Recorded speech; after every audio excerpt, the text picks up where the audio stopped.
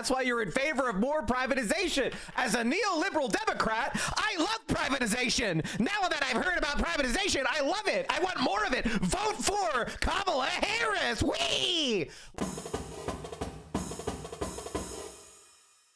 All right, chat. Let's watch this new CIA Harris. Who gets rich off the poor? Does it suck? There's people getting rich off this graph.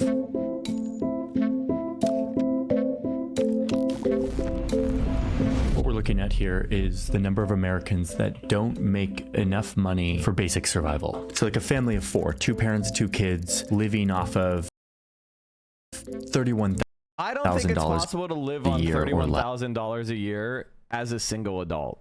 Like you need to be like in a household with multiple other adults. Less. That's considered poverty in the United States, and there's millions of people who live with that kind of income. The US government spends about $1 trillion every year helping these people meet their basic needs. In recent decades, a lot of that money has been flowing through a middleman, private corporations who are supposed to be more efficient in administering this money. So welfare is big business, and of course that's the irony of this whole thing, that there's so much money to be made from poverty.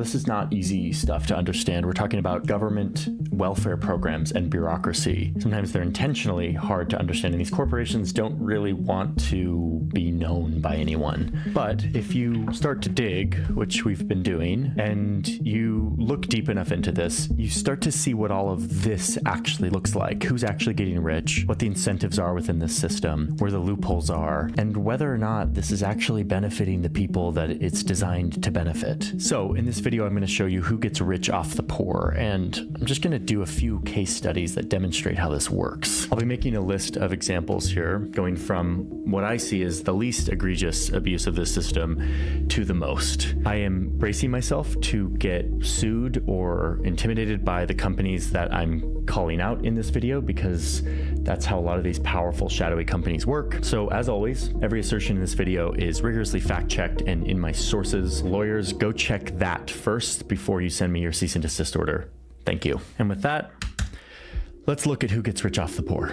Let's go back to this graph one last time and just zoom back to the 1950s, where you can see that the poverty rate was double what it is today. It's like 22%. This was really bad, and it led to the president at the time declaring war. And this administration today, here and now, declares unconditional war on poverty in America. We shall not rest until that war is won. So, A War on Poverty by Lyndon B. Johnson in 1964. This is what that war looked like. This big line. This is social spending as a share of GDP. You can see this is where he gives this speech right here, this flat line. Social spending just skyrockets right after. The government spends tons of money for this war on poverty. That money goes towards programs like Medicare and Medicaid, food stamps, public education, which is why you see this big dip. 22% all the way down to 12, 13%. And for a time, all this spending worked. Poverty declined 30% in 5 years. But eventually, progress slowed, and the government kept spending, and people got tired of it. The economy wasn't doing well, and people were tired of subsidizing these welfare programs. And that's where this guy comes. I love how he describes politics in this country as like, oh, people just they were doing well and they got tired of subsidizing. That's not what happened. That's not what happened. It was a blatant racial incitement. My friends, some years ago, the federal government declared war on poverty, and poverty won. This is where things start to get a little bit murky, so we needed help. We got it from Ann Kim, who is an expert who literally wrote the book on this history and the modern day poverty economy, and sat down with us to talk through this history and how it works today. Remember during the 1980s, we had this, well, no, you don't remember the 1980s. Well, during the 1980s, there was really this mythologization, if that's a word, of the CEO. At the same time, the government spending was ballooning. Economic times were not that great. So Americans were not feeling particularly generous about funding social services programs. And so the CEOs were really kind of held up on a pedestal as the ones who are going to make government just as efficient as they made their own companies. Poverty is a big business here in the United States, and the government is making decisions right now that will affect millions of people. And yet, what I've been finding is it's hard to keep up on all of this, how this stuff is being reported, and what is trustworthy and factual. Lately, Medicaid portals have been shutting down in all 50 states, thanks to a Trump administration funding freeze. This could result in millions of Americans, low-income Americans, going without political buy at all. I feel like I'm ahead of the Brown news is sus in my opinion. Like, it legitimately is sus in my opinion.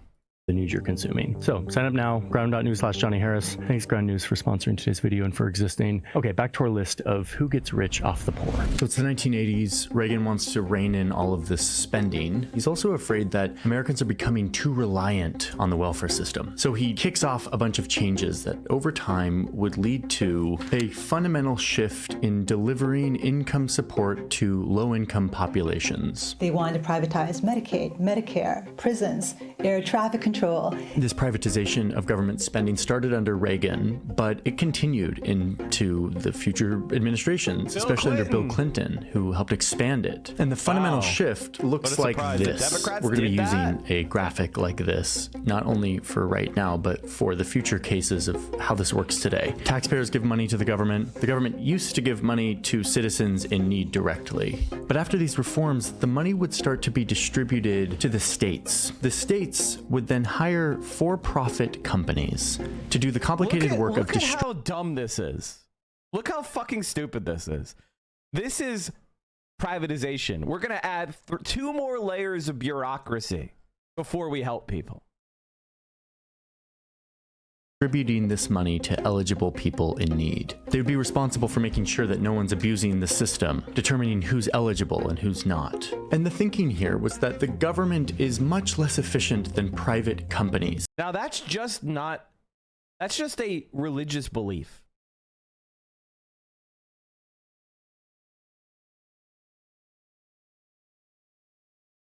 That's just a religious belief. It's not based on facts. It's just we have this catechism.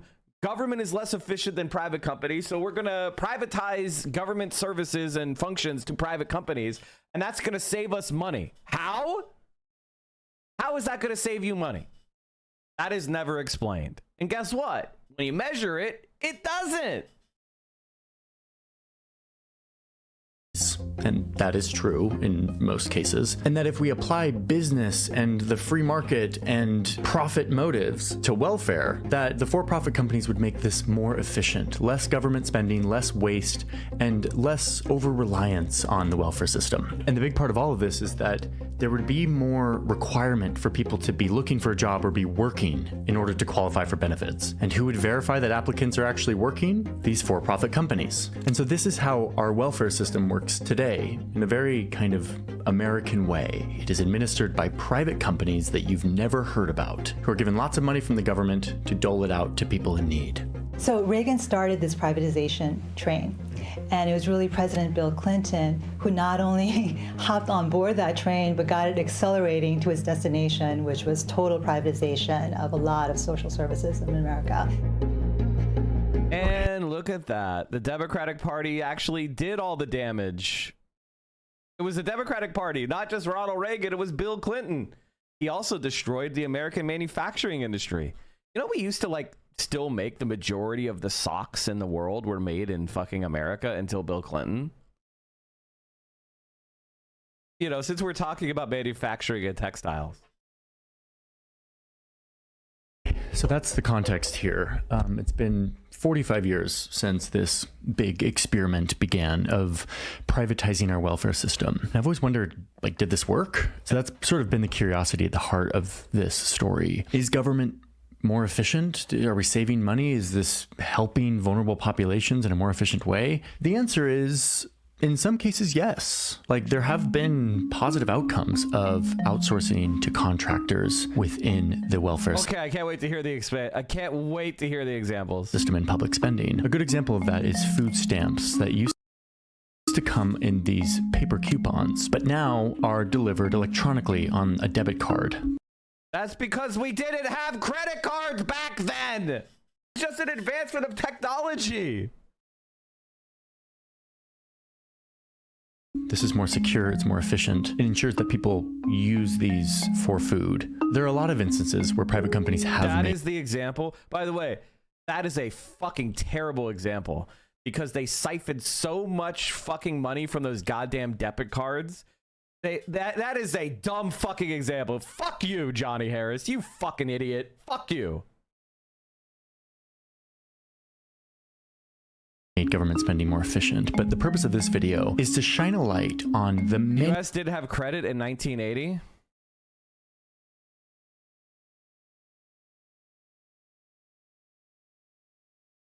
The first widespread use of credit card. When did credit cards become popular? It's like literally we didn't use credit cards. Like, when did credit cards, 1973, MasterCard and National Bank Americard developed their own systems. That's what I'm talking about. Before that, you literally, anytime you used a credit card, they would have to pick out the phone and call the bank. The idea like, oh, it was debit card. Privatizing the debit cards was such an amazing privatization. No, that was an advancement in technology. That wasn't privatization. Credit cards and debit cards were existing as a technology that was developed outside that had nothing to do with food stamps becoming better. That wasn't a privatization of food stamps. That was just an advancement of payment technology that we then allowed corporations to sponge off of food stamps. Egypt signed a $235 contract with the U.S. to monitor the railway system. Yes, I saw that. Many instances where private companies have gotten really rich off of this system in a way that has not benefited the most vulnerable and needy people in our country, the poor, the elderly, children in need, the disabled. So finally, the reason you clicked on this video, let's draw up this list of who gets rich off the poor. And for that, I'm going to need 9 a.m. 9:30 to look at all these papers, so we need more space. Let's go to the big table.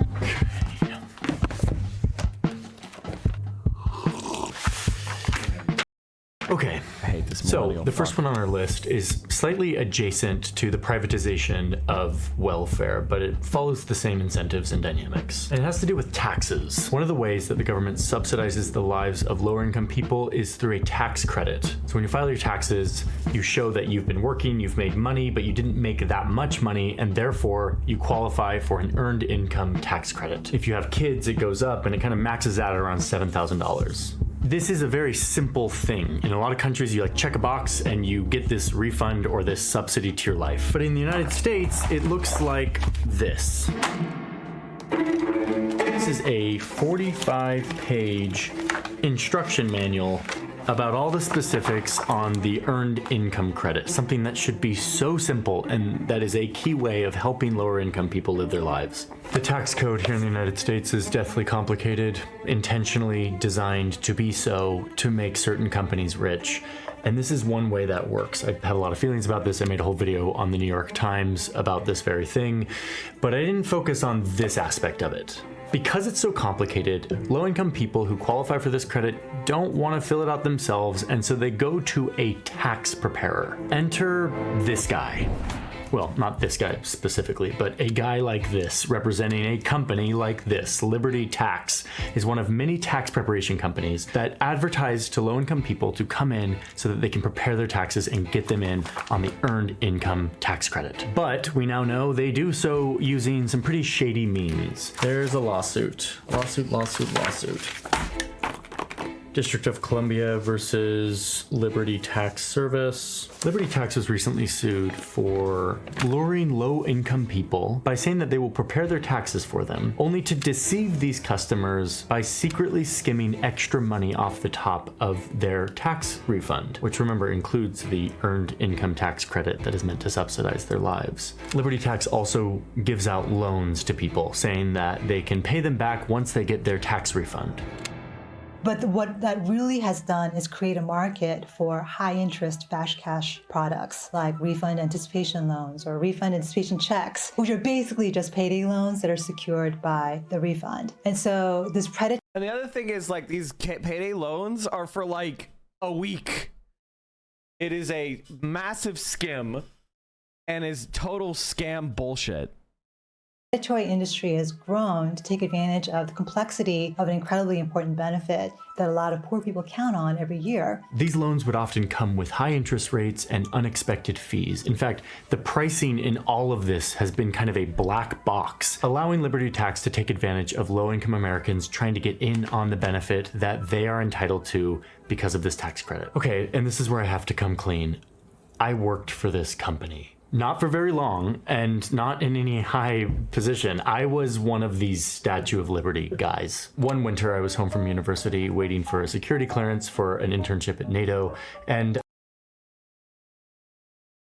I needed money, and so I found this job being the Statue of Liberty holding this sign. I didn't know what the sign said, okay, but it probably said something like, "Need money today? Apply for a $500 to $6,250 easy advance." In other words, I was probably a part of luring desperate people in to get a bad loan or to have their tax refund skimmed by this corporation. I had no idea, and I'm sorry. Liberty is just one of many corporations who has gotten in on these schemes, targeting low-income people to try to get in on their tax credits. And to me, this is actually a failure of our tax system. Hey guys, for this segment of the population, this should be a very easy thing like it is in every other country. A box on a free government website that you can fill out in 5 minutes. But instead, we've got a privatized corporate middleman who is making all of this money off the poor.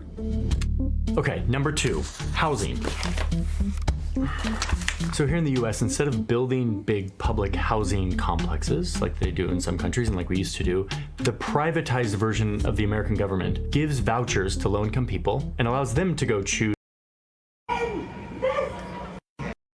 That's not it. a house, and the government will basically pay for a portion of their rent. This is called Section 8 housing. And there are landlords that specialize in renting to Section 8 tenants, getting this government subsidy voucher that goes to pay for the rent. But what you find is that some of these landlords jack up their prices because they know the government will pay for it.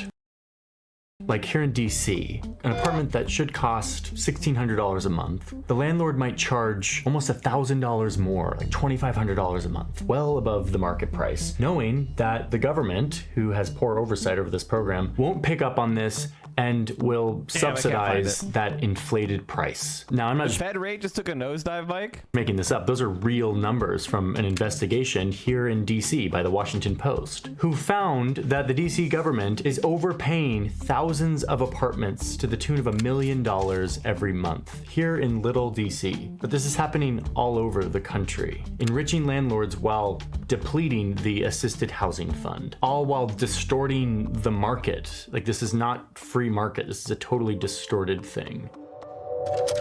Number 3 on our list is corporate middlemen, which is kind of a big section. I'll try to work through it fairly concisely, but it's I'm so confused by what Johnny is about. Yes, I believe he's a CIA asset, but the way he softballs these truths feels off.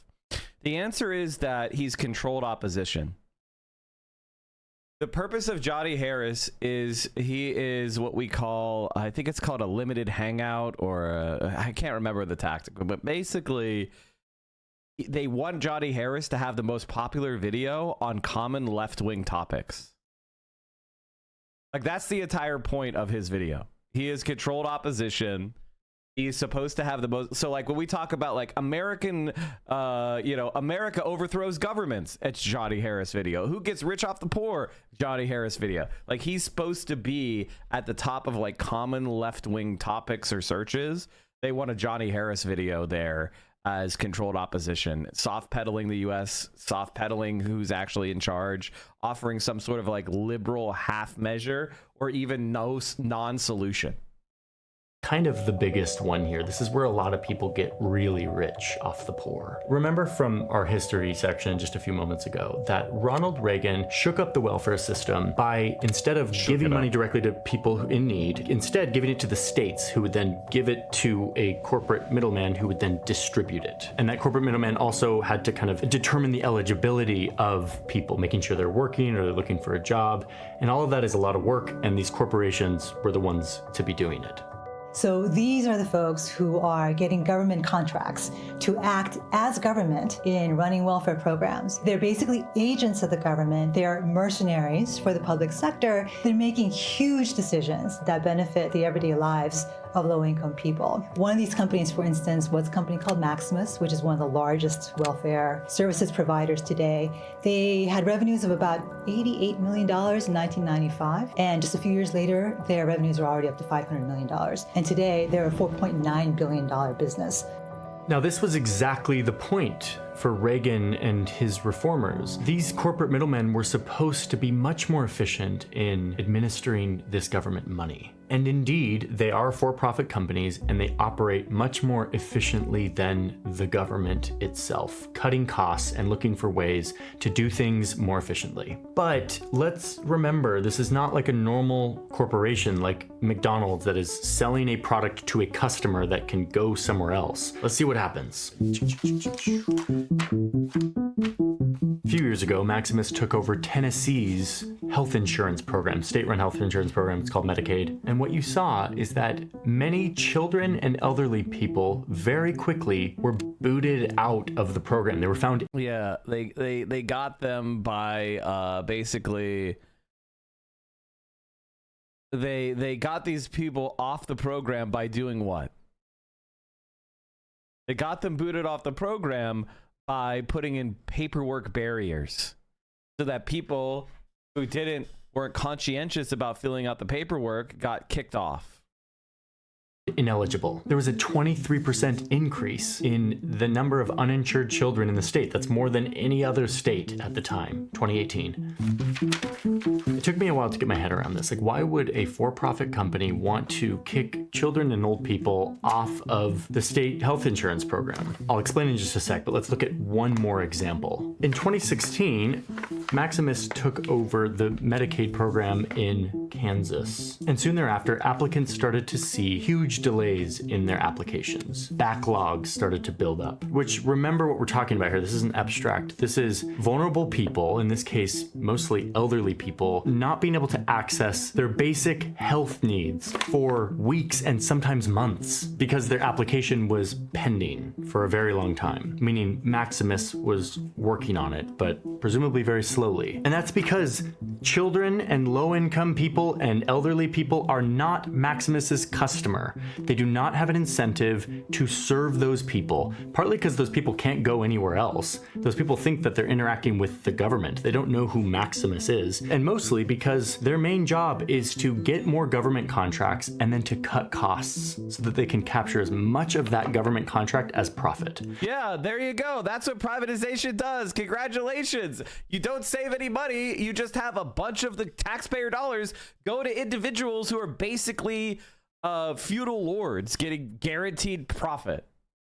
So in this case, what that means is cutting staff, making it as cheap as possible to process these applications. This answers my question about why a company like Maximus would want to get people off the rolls, to deem them ineligible for these benefits, because it's cheaper for them. They are motivated to find people who do not qualify and to pare down their list so they have fewer people to work on, which is less cost for them. So yes, there is cost cutting and efficiency that's happening here, but it happens to be at the expense of vulnerable, needy people who the government is trying to give money to. Now, actually, I don't blame Maximus very much for this. I don't think they're bad people. I think they provide a very useful service in most cases.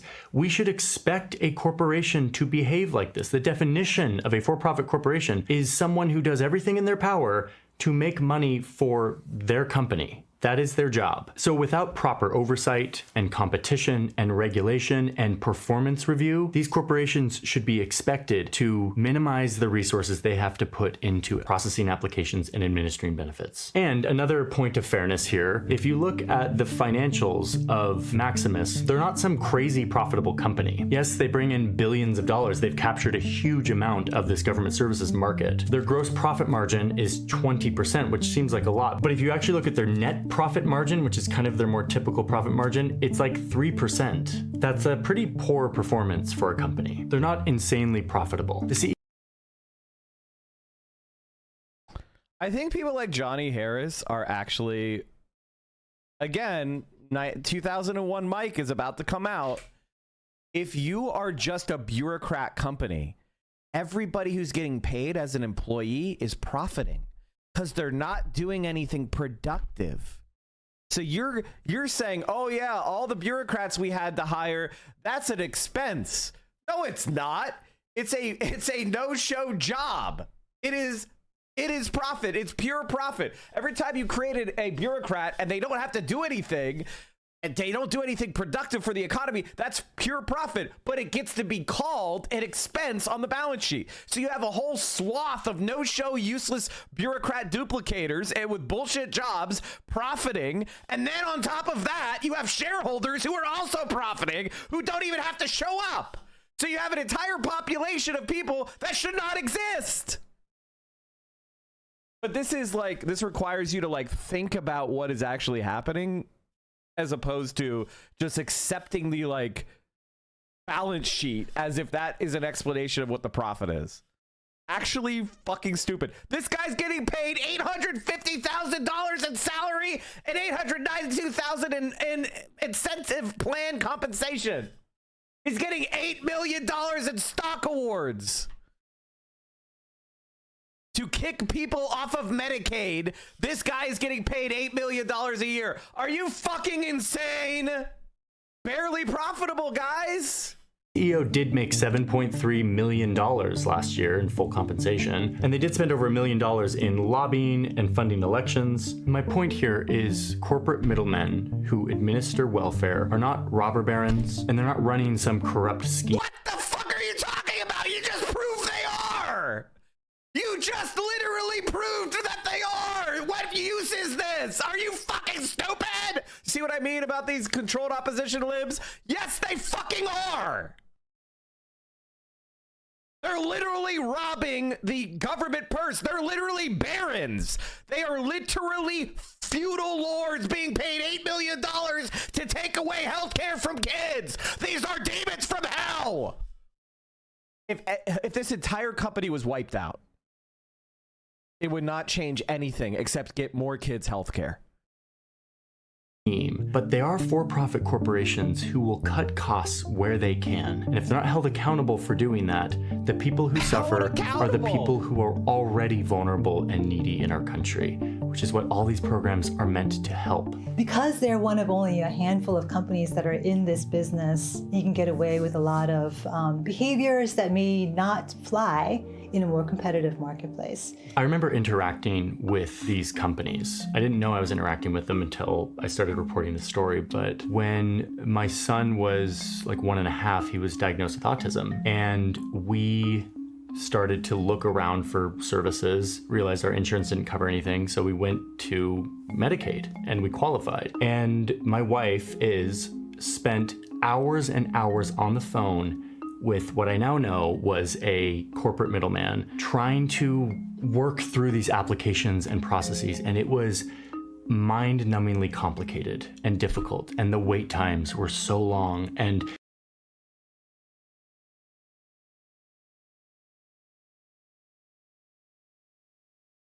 I need to turn off my stream or I'm gonna get perma'd. I need to turn off my stream or I'm gonna get perma banned.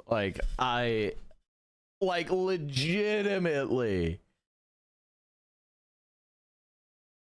Americans are like irredeemably stupid. Like, because they watch this shit and they think it's smart. You know, we could just have a few professional government employees who administer Medicaid for like almost nothing, Like, that's how the Social Security worked. That's how Medicare worked. They administer it for like 1 or 2% of the expenses is spent on administrative costs. The government could do this about 1,000 times more efficient. He's like pretending like this is some sort of thing, and we could just cut out all of this bureaucracy completely and just purge it. That's why Medicare for All saves $500 billion a year. Medicare for All saves $500 billion a year and 68,000 lives. This isn't just, how are you not cutting these people's heads off metaphorically, politically, who are against Medicare for All? Why aren't you people mad? I don't understand it. Why are you liberals not enraged? $500 billion a year and 68,000 American lives saved from Medicare for All, and you voted for Joe Biden. How? I don't get it. I don't get it. I can't understand you.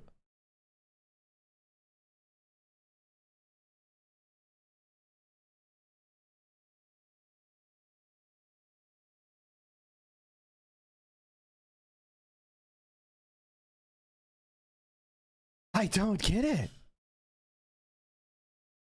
The paperwork and the hoops that we had to jump through. And I remember feeling a lot of anger at the inefficiency of the government. The government has no incentive to perform because we're not their customer. What I realize now is that I was dealing with a corporation. I was not the customer. Iz was not the customer. My son Henry, who needed services, was not the customer. And in fact, complicated forms and more wait times and process is actually more business for these corporate middlemen. They have an incentive to sell more paperwork to all of us. I legitimately don't get it. I don't get it. By the way, when I say $500 billion a year, I'm not exaggerating. Studies have found the U.S. could save $500 billion annually in billing and administrative costs by moving to Medicare for All. Our first baby, I got hit with a $10,000 bill from the hospital and freaked out and went to the billing department at the hospital, and they told me about this magical thing called Medicaid for someone like me who was very low income at the time. And lucky for me, whoever the benefits contractor in Utah was handled it very well, and it really saved my bacon. But if you look at all sides of Medicaid, you start to see entire industries that exist to take advantage of the Medicaid. Liberals think it's smart to see something horrible and think it's just an unfortunate but necessary side effect of force of nature that is capitalism. Like the fact that Johnny Harris had a $10,000 medical bill that was paid for by Medicaid, and he's not saying the words Medicare for All and get rid of and reform this shit by getting rid of it all, is unbelievable. And like, here's the thing, like, I am against violence. I'm against the idea that somebody would go and start committing violence against us. I am against violence, okay? I am against violence. All right? Luigi is just my favorite character from Mario. I've been playing Mario since 1989, okay? I was the older brother, and I would let my younger sister play Mario, and I would play Luigi. Okay? This is not about Luigi Mangione. I promise.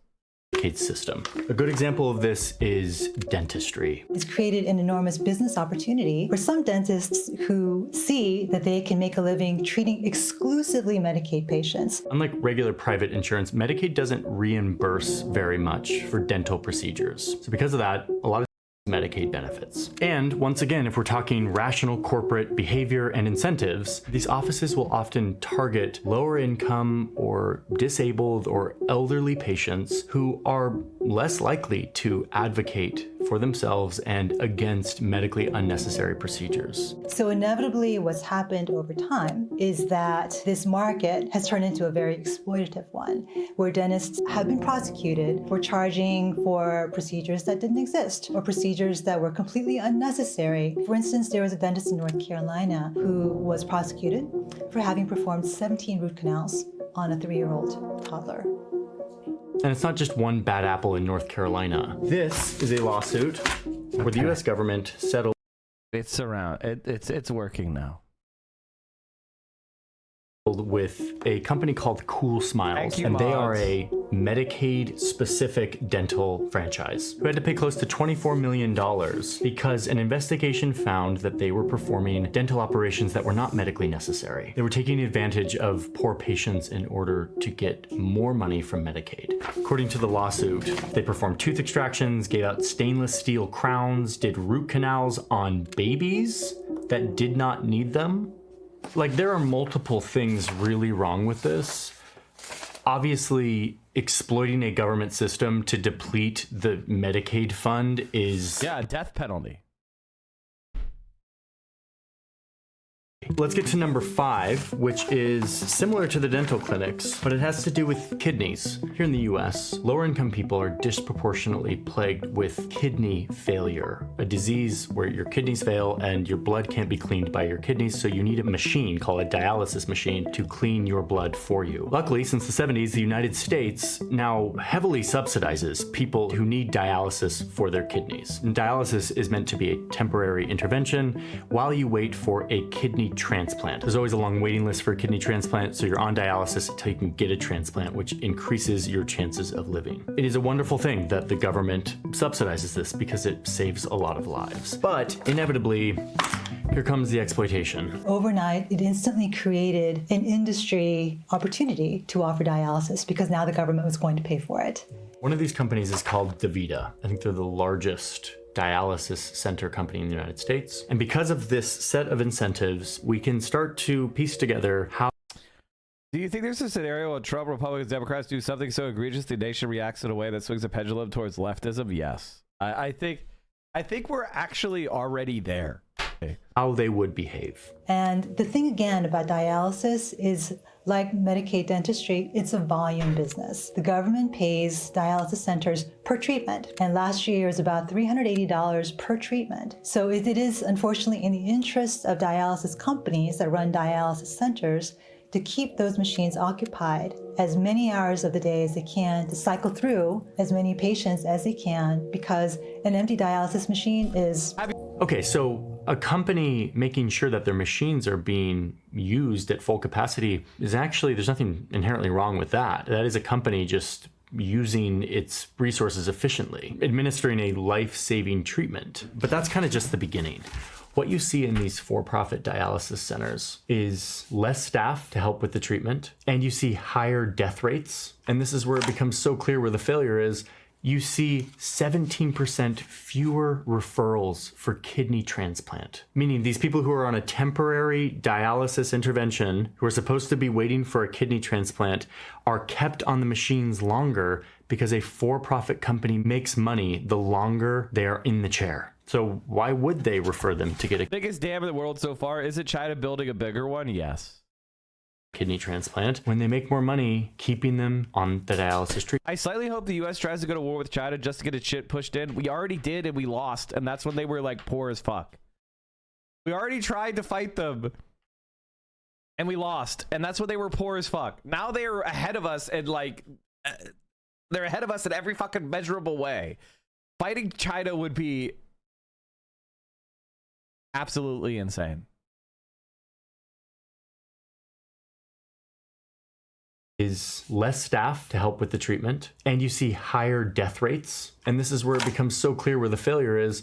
You see 17% fewer referrals for kidney transplant, meaning these people who are on a temporary dialysis intervention, who are supposed to be waiting for a kidney transplant, are kept on the machines longer because a for-profit company makes money the longer they are in the chair. So why would they refer them to get a kidney transplant when they make more money keeping them on the dialysis treatment? If someone gets a transplant, that is a lost customer.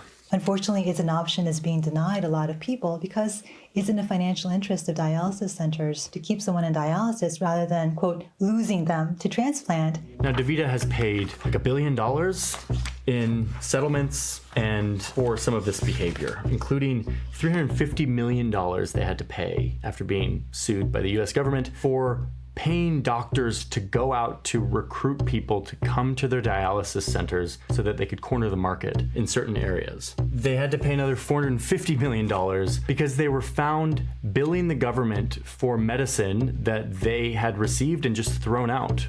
and charged the government anyway so that they could get reimbursed. All of this, once again, further draining the money that is allocated by our government to help people in need. And finally, number 6, the last on our list, the one I'm deeming the most egregious because it has to do with children. And not just any children, the most vulnerable children in our society. Specifically children who have been removed from their family because of abuse, abandonment, or death. Foster children. If a foster child loses a parent or is physically or mentally disabled, the federal government entitles them to around $700 a month to subsidize their lives. This is one that goes straight from the federal government, from the Social Security Fund, straight to these children, or at least it should. But here comes the corporate middlemen once again. States will often hire corporate middlemen like Maximus, who is in fact a part of this, to look through the databases of foster children to identify which of those children qualify for this benefit, meaning which of these children have a dead parent or are physically or mentally disabled. And then to go through the process of diverting that money away from the children and into state coffers. The state says they're doing this to help supplement the foster care program in their state to help boost their budget. But what feels very icky about this to me is that it creates, once again, a business opportunity for a for-profit company who is incentivized to scour these databases looking for children who qualify. How about we scour the databases to give these children the money and their families? Icky, guys. For this benefit to divert the money away from them and towards the state. And Maximus gets paid a fee to Maximus gets paid their fee.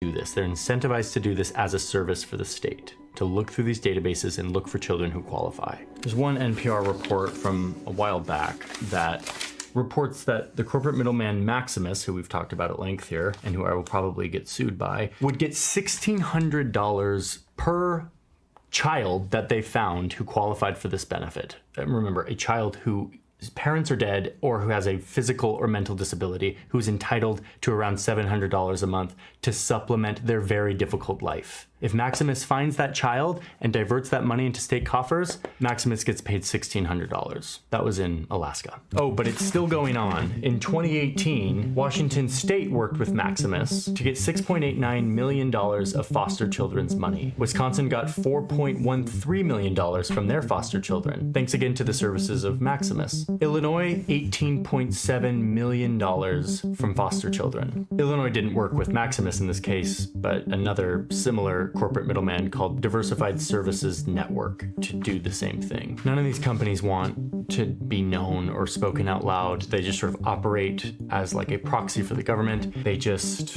is what they do. This money is being diverted from going directly to the foster children to going into the statewide foster care program. So it still is benefiting those children indirectly, but it feels wrong to me because this money was intended to benefit them directly. These are death penalty. Are the most Any vulnerable society that doesn't have this level of evil corruption be punished, let alone rewarded, is insane. Children in our society. This money is entitled to go to them. Okay, so that was kind of awful. I learned a lot about how the welfare system works and what privatization means. Yeah, and that's why you're in favor of more privatization. As a neoliberal Democrat, I love privatization. Now that I've heard about privatization, I love it. I want more of it. Vote for Kamala Harris. Whee! Like, what the fuck is going on? I also learned that there are situations where this makes a lot of sense. Like what? I didn't go into the full evaluation of privatization versus not. I don't think that was the scope of this video. Oh, well, but I guess the conclusion is it works. I just haven't found it yet. So what I've been trying to do here is look at places where in our vast welfare system, profit-seeking corporations have found ways to exploit that system to make money at the expense of vulnerable populations that are entitled to that money, who we, the taxpayer, pay to help supplement their life so that they can have a better life. Now, what can we do about this? Is this just totally hopeless? The answer is no. How do we fix the situation? Well, you know, there's an old saying that the first rule of holes is to stop digging. And in this case, the first rule would be to stop privatization. The industry has kind of gone under the radar, how about instead of stopping, how about we nationalize these corporations and we claw back every single ounce of compensation paid to any executive, and we also arrest them until they pay it all back. Unmonitored for decades now, and we don't know how big the problem is, and we can't tackle it unless we get some sense of how much money is going to this, the amount of drag that the government is experiencing from the poverty sector. And I think that's the first step, one of the first steps to take. I believe that there's a version of privatized contractors administering public services and welfare that is responsible and you fucking scum! This is why he's here. This is why he's here.